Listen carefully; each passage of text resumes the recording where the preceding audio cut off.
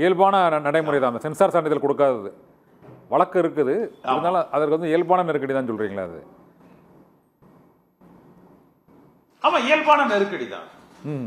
இப்போ ஆனால் அவர் அந்த அதுக்காக தான் ரியாக்ட் பண்ணுறாரு. அது உலக சுற்று வழிபாடு அப்போ அதை எதிர்த்து அது படம் வெளியிடப்பட்டதுன்னு சொன்னீங்க. இவரோட பிரச்சனைகளுக்கு ஒரு அரசியல் கட்சி தொடங்கியாகிவிட்டது.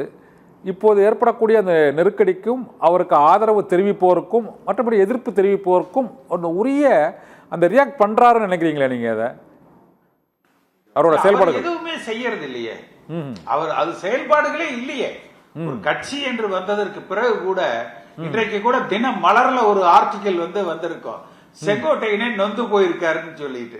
அதாவது அப்ப அதுல விழாவாரியா எப்படியெல்லாம் செங்கோட்டையன் புறக்கணிக்கப்படுகிறார், அவர் வருத்தத்தில் இருக்கிறார் என்பதாக அந்த செய்தி இன்று காலையில நான் படிச்சேன். அதைய அப்ப ஒரு அரசியல் இயக்கமாக ஒரு துடிப்பான இளைஞர்களை கொண்ட ஒரு துடிப்பான புதிய எழுச்சி மிக்க ஒரு அரசியல் கட்சியாக அது பரிணமிக்கல. அவர்களது நடவடிக்கைகள் என்பது ரொம்ப ஸ்லோ மோஷன்ல இருக்கு. ஒரு திரைப்படத்துக்கு ப்ரொடக்ஷன் பண்ற மாதிரி இருக்கே ஒழிய தேர்தலை சந்திக்க போற ஒரு அரசியல் கட்சியை போல அது இல்லை.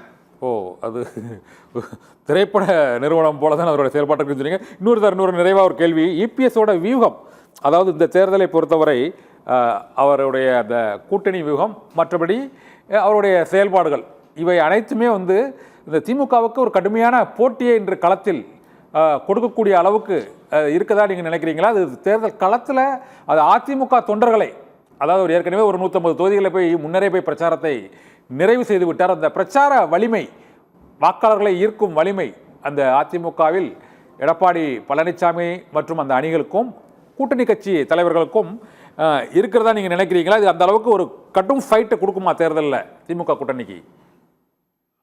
இந்த தேர்தலில் ஊருக்கு ஊருக்கு இருக்கிற டாஸ்மாக் இந்த ஆட்சியை வீழ்த்துவதற்கு கடும் போட்டியை ஏற்படுத்தும். எல்லா இடங்களிலும் விற்கப்படுகிற போதைப் பொருள்கள் இந்த ஆட்சிக்கு கடும் நெருக்கடியை கொடுக்கும்.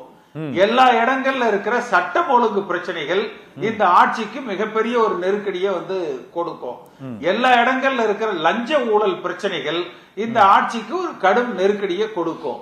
மக்களே முன்வந்து இந்த ஆட்சிக்கு எதிராக வாக்களிக்க வேண்டும் என்று அவர்கள் நினைக்கிற பொழுது இதுல பிரச்சாரம் என்பது ஒரு ஒருங்கிணைப்பு தான். அந்த மக்களது எண்ணங்களை ஒருங்கிணைத்து ஒன்றாக திரட்டி அதை வாக்குகளாக இவர்கள் மாற்றணும்.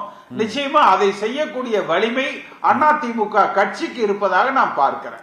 ஓகே, அதிமுகவுக்கு இந்த வலிமை இருக்கிறது என்று கூறினாலும் இந்த திமுகவுக்கு எதிரான ஒரு அதிருப்தி அலை களத்தில் உண்மையிலே இருக்குதுன்னு நினைக்கிறீங்களா?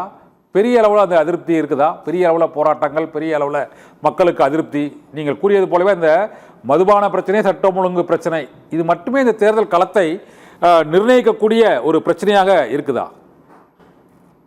இல்ல, நிச்சயமா மதுபான பிரச்சனை ஒண்ணு, போதைப் பொருள் அதாவது ட்ரக், அது சட்டம் ஒழுங்கு, பெண்களுக்கு பாதுகாப்பு இல்லாதது, லஞ்சம் ஊழல், அடுத்து நிறைய வாக்குறுதிகள் இந்த அரசாங்கத்தால் நிறைவேற்றப்படல, அது ஒரு பெரிய குறையாக இருக்கிறது, அல்லது அரைகுறையாக நிறைவேற்றப்பட்டிருக்குது.